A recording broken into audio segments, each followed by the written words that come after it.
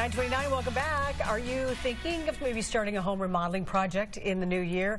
Well, it can be intimidating to think about all the costs and all the decision making you'll have to make along the way. Yeah, this morning we're getting help from the experts. We need it. Beatrice Owen is here from the National Association of the Remodeling Industry, and she's joined by Matt Cook, the president of Sawhill Kitchens, and we appreciate you both being here. Thank you. And I know that I was just asking you, what's the timeline for folks when they start deciding they really are going to do this? The design process typically takes a couple of months to get everything squared away, do all the research, make all the selections for the project, make sure that you're doing something that's going to last. There's a lot of decisions that go into place. A lot. Budget as well. Takes a couple of months to get the design process in place. And usually projects start a couple of months after that. So, and I was saying, do you typically want to start in the spring, which gives you longer before the weather turns, or does that matter? In interior remodeling, it doesn't really matter what the weather is, so it's a year-round thing. Okay. Okay, so you've seen a lot of great remodeling projects over the years. So what is the key here to success? I'm assuming planning is a big part of it, and ahead of time, some of the changes maybe homeowners need to, like, the mindset of you're going to be living through this. Right. Oh, absolutely. Be prepared. Ask lots of questions and make sure that you're communicating with your contractor. So you've got the remodeler that you're going to be working with through the whole process, and it could be 3 months, 6 months, or longer. So make sure that you have solid communication skills and channels with your remodeler. And also, I would think dates. Generally, should they be able to give you a rough idea of, like, we're going to have this done by this date, and so on and so forth? Yes, and I'll defer to the remodeler here. Yeah. But things to consider is also the supply chain, the weather, etc. So there are a number of factors that go into play. Yeah, schedule is critical for a project, so you want to make sure it's mapped out from beginning to finish, every step along the way, knowing what's going to happen at what time and when it's going to get done. We're very fortunate that the supply chain delays have kind of gone away. Right. Yeah, so that's good. Yeah, that's kind of behind us, which is really nice. Sure. Yeah. I watch a lot of the home remodeling TV shows. I know a lot of people do. There's always some type of a plot twist during the renovation. Is that pretty common that you find something that's like, oh, wasn't expecting that behind that wall, and it sets you back a little, or not? Almost every project has something that comes up. Okay. They're usually pretty minor. There are occasionally things that are, you got to stop, take a deep breath, and there's always two things you say. Nobody got hurt, right? Yeah. And it's just time. And that's all it's going to take to fix it. And so as long as that's the case, everything's good. But usually something comes up on every project, especially when you're working in older homes.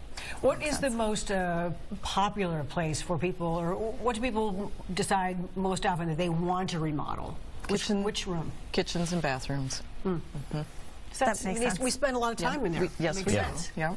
And then how do you decide what to do in that? Like, I would want some colors, but then if you plan to sell in a certain amount of time, you want to keep it neutral. How do you advise people to handle that? I think the smartest thing you can do when you're remodeling your house is take a look at the style of the house, the era it was built in, and make sure that what you're doing is going to blend in nicely with the rest of the house. And as long as the house has some uniformity to it when it's done, even if it's a little more modern, it's really going to be pleasing to whoever sees it. There's always going to be that buyer who's going to love your house. Okay. The difference between remodeling and renovation. I mean, you try to kind of keep it cohesive. Okay, you've brought some materials here for us, and for those at home looking, you have different finishes and different price points here. What's the more expensive and the more inexpensive materials? Sure. Are we going to play this game? Yeah, we can. So yeah, if you guys want to guess, there's 3 different project palettes here. Okay. If you would say, there's a countertop, a backsplash, and a cabinet. And they're all different. They all look great together. So, from a price standpoint, though, they're very different. One of these projects is 50% more, and another one's almost 100% more in cost, just for materials. Okay. The difference between them from high to low. I'm gonna say, is that the most expensive? I'm going to say this one. Watch, neither of us got it. That would be fun. So this is the most expensive one here. And then this is the most affordable one here. Okay.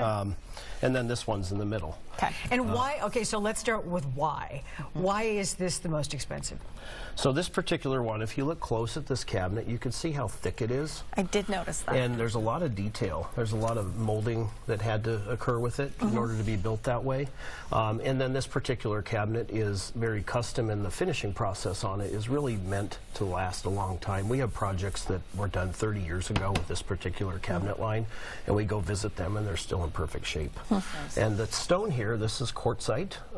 That comes from Brazil. It's pretty rare. Isn't that like almost gone? I was just going to say. Yeah, it's pretty rare. Yeah. It's also very difficult to work with. So not just the cost of the material that impacts things, it's also the labor it takes to cut out the sink and to cut the edges on this. Really hard to work with.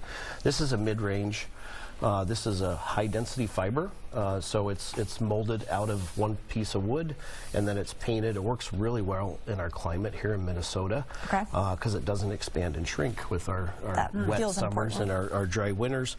And then this is a melamine or melamine product, which is like a vinyl.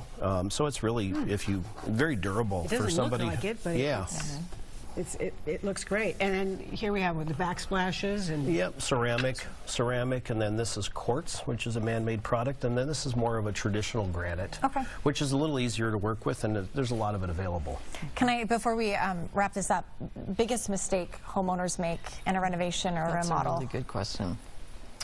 Not doing enough work up front, just rushing into it, not taking the time to really plan things out and make sure that they've made the right decisions before moving forward with things.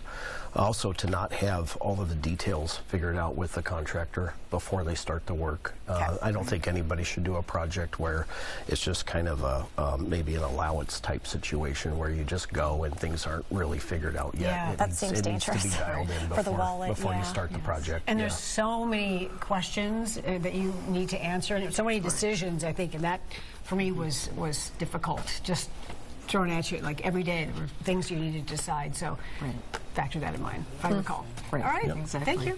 Thank you. Bea and Matt, Beatrice and Matt, thank you so much for joining us this morning. Thank you. Thanks If for you're having looking to us. get started on a project, you can find a full list of designers, contractors, and more by visiting NARI-MN, right on the bottom of your screen, .com. All right, there is a new place to burn off some